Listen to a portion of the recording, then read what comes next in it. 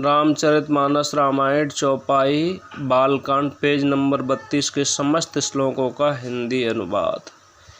उसी बल से महिमा का यथार्थ वर्णन नहीं, परंतु महान फल देने वाला भजन समझकर भगवत कृपा के बल पर ही मैं श्री रामचंद्र जी के चरणों में सिर नवाकर श्री रघुनाथ जी के गुणों की कथा कहूँगा। इसी विचार से वाल्मीकि व्यास आदि मुनियों ने पहले हरि की कीर्ति गाई है। भाई, उसी मार्ग पर चलना मेरे लिए सुगम होगा।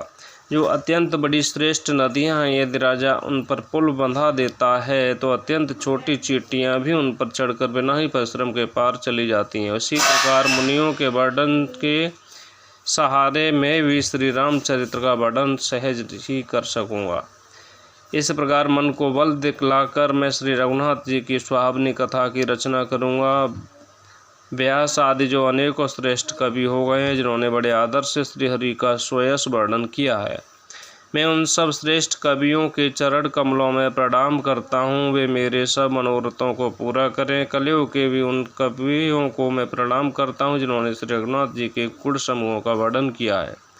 जो बड़े बुद्धिमान प्राकृतिक कवि हैं, जिन्होंने भाषा में हर चरित्रों का वर्णन किया है। जो ऐसे कवि पहले हो चुके हैं, जो इस समय वर्तमान है और जो आगे होंगे, उन सब को मैं सारा कपट त्याग कर प्रणाम करता हूँ। आप सब प्रसन्न होकर ये वरदान दीजिए कि साधु समाज में मेरी कविता का सम्मान हो, क्योंकि बुद्धिमान लोग जिस कविता का आदर नहीं करते, मूर्ख कवि ही उसकी रचना का व्यर्थ परिश्रम करते हैं।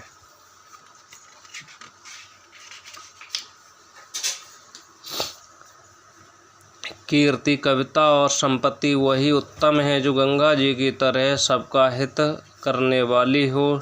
श्री रामचंद्र जी की कीर्ति तो बड़ी सुंदर, सबका अनंत कल्याण करने वाली ही है, परंतु मेरी कविता भद्दी है, ये असामंजस्य है, अर्थात इन दोनों का मेल नहीं मिलता।